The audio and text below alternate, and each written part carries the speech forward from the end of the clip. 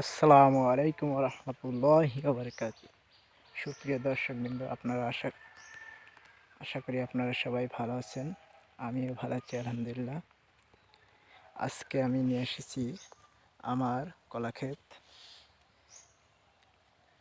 যে আজকে গাছের বয়স হয়েছে আপনার 5 দিন।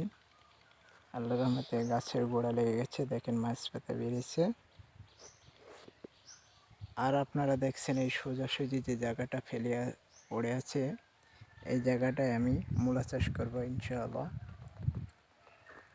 এই জন্যে মূলাটা চাষ করব যে আমার কলাটা তো লং টাইম ফসল।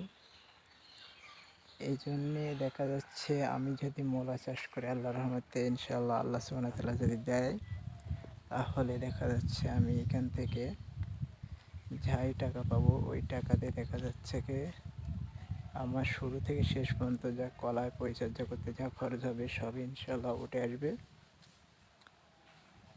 আর ভুঁইটাও সবসময় পরিষ্কার সাফসাফাই থাকবে।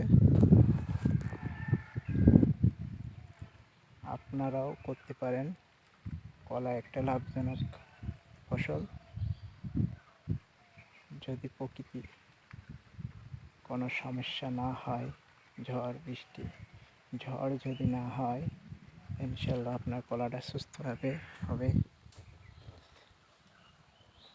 আর আপনারাও চাষ করবেন। এভাবে জায়গা ফেলে রাখবেন না। এই যে দেখেন কতগুলো জায়গার ভিতরে আপনি শর্টকাটে যে আবাদগুলো আছে সেগুলো আপনি অনায়াসে করতে পারবেন। একা হচ্ছে আপনার যাই খরচ হবে শুরু থেকে শেষ পর্যন্ত সবই উঠে আসবে।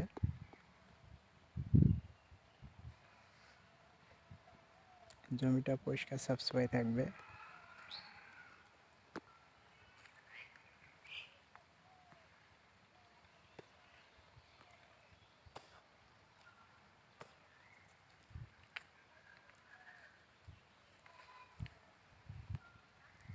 আর আমি হচ্ছে শুরু থেকে শেষ পর্যন্ত আপনাদেরকে ভিড়িয়ে দেব মূলা চাষের কীভাবে পরিচর্যা করতে হয়, কীভাবে